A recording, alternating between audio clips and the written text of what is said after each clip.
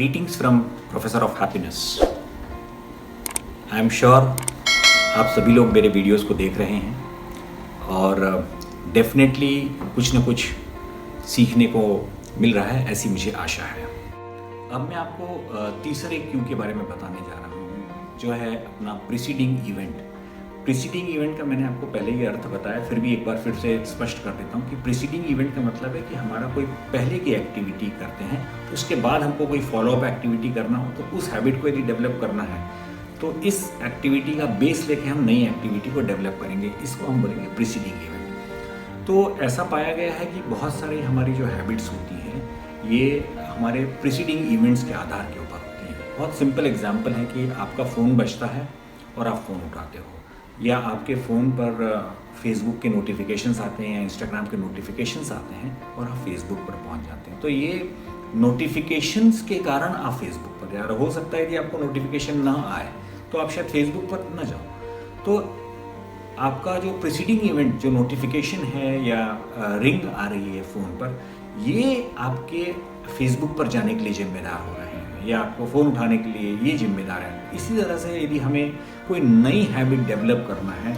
तो हमें ये आइडेंटिफाई करना चाहिए कि मुझे कौन सी हैबिट डेवलप करना है। एक सेकंड, मुझे ये देखना है कि मेरा प्रीसीडिंग इवेंट कौन सा होना चाहिए।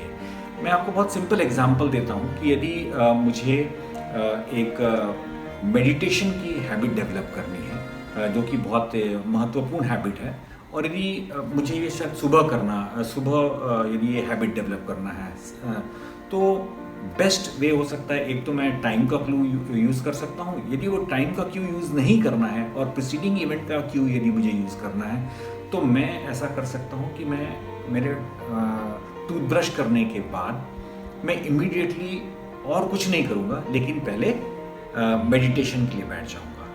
तो ये यदि मैंने कुछ दिन यदि रिपीटेडली ये बिहेवियर पैटर्न अडॉप्ट कर लिया तो हो सकेगा कि ब्रश ख़त्म करने के बाद मैं डायरेक्टली हमेशा मेडिटेशन शुरू कर दूँगा।